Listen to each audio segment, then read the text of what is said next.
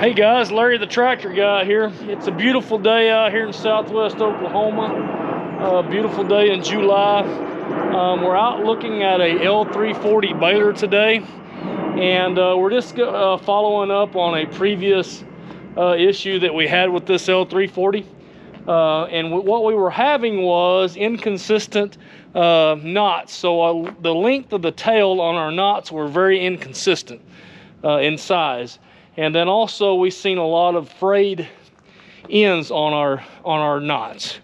And so we got looking into that and adjusted our twine disc tension. That would be the correct diagnosis for that problem. But we still had an issue even after adjusting that twine disc tension to spec. And so I'm going to show you what I found real quick that might help you out along the way on an L340 Baler and or an L341. So if you can see, the tail on our knot there looks really good. It's pulled all the way through the knot. Has about 3/4 to an inch tail on the knot, which would be correct. Okay, that's sort of what you want your tails on your knots to look like. And I'll show you real quick what we found and what we replaced to fix his problem. We're going to take a look at this twine disc tension. This would be the twine disc, okay? And so when the needles bring the twine up from the bottom, it also catches this twine here as the needles pass through the knotter. It brings both twine up into the twine disc and places it here, okay? Right in this area. Okay, and as it places it in here and the knotter is turning this intermediate gear, it turns the twine disc here and pulls the twine, both bottom and top twine into the twine disc and holds it momentarily. Okay, so that it can make its knot. It has to hold that twine with tension. Okay, the tension is applied here.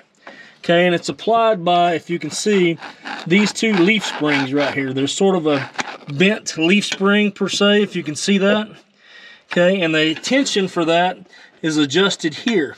And it's basically adjusted from this point of this outer leaf spring to this point of the knotter frame. Okay, and that spec is 15.75 to 16 millimeters. Okay, and so most often I will use a 16 millimeter wrench.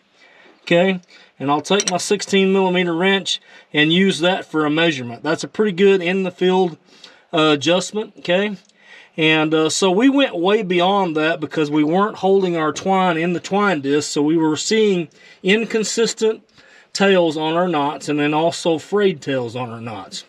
Reason being is because the twine disc tension was not enough to hold the twine in place during a cycle of the knotter. Okay, and so what we found is these leaf springs here, if you can see these springs here, these pressure springs had somewhat lost their tension.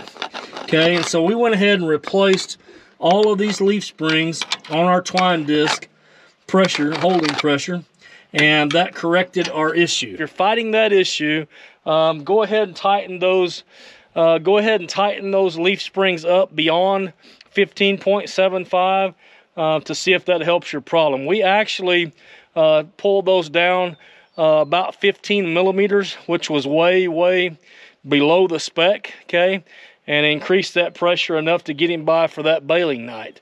But after that, we went ahead and replaced those leaf springs.